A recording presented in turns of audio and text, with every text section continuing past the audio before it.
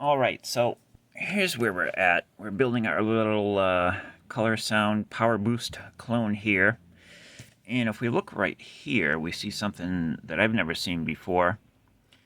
We have pads for both a 4.7 microfarad and 220 nanofarad capacitor.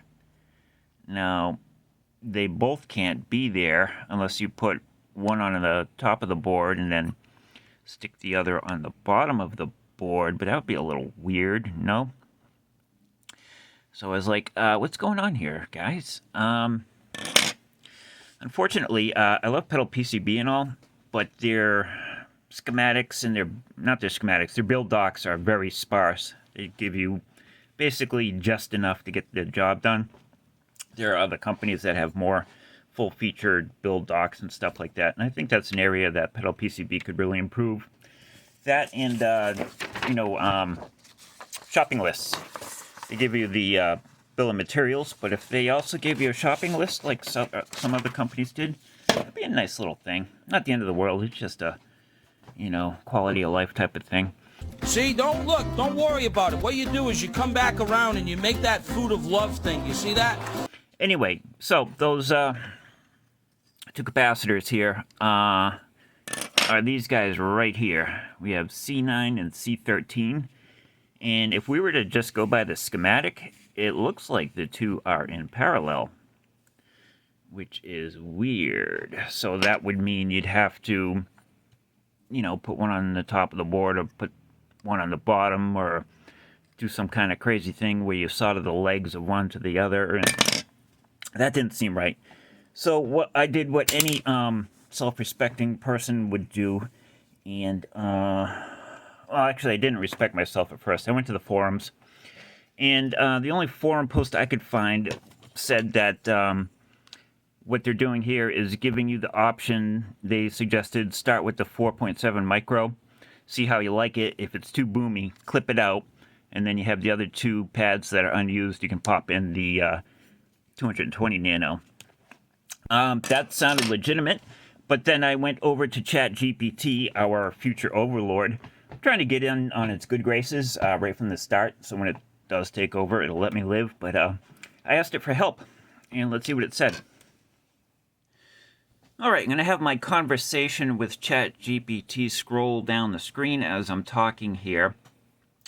I put this quandary to ChatGPT, and I asked it what it thought, and it kind of agreed with what the forum suggested, that it's an either-or type of situation, and that, yes, you put in the 4.7 microfarad capacitor. If it's too boomy, clip it out, pop in the 220 nanofarad capacitor, because if you add them both, the capacitance adds, and it's effectively no different of an effect. I mean, with the 4.7 microfarad capacitor in there, you're way down in the low zone. And putting the 220 nanofarad capacitor will probably have very little audible effect. If it will have any effect, it will be a negative effect because it's just low rumbly bass that you probably really don't want if you're playing guitar anyway.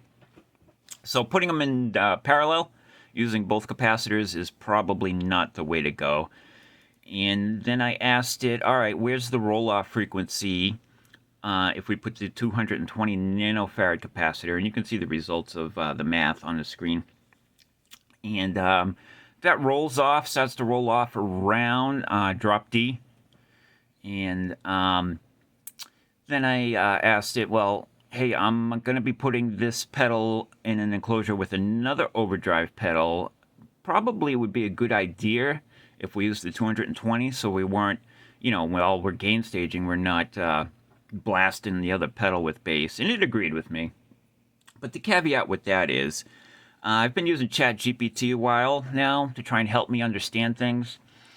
And it's about as trustworthy as a forum. You need to cite and check sources and get a second opinion on everything it tells you, because it'll agree with just about anything you tell it and say it's the best idea ever it's ever heard. So you're really going to take everything it says with a grain of salt. But it can be very helpful with basic electronic stuff. You know, if you ask it to explain how an operational amplifier works, it's good at stuff like that.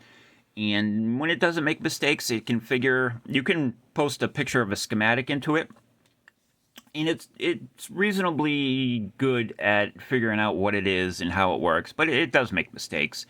But it will act like it's, you know, a flawless explanation, even though when it's blatantly wrong. So just be careful when you're using it.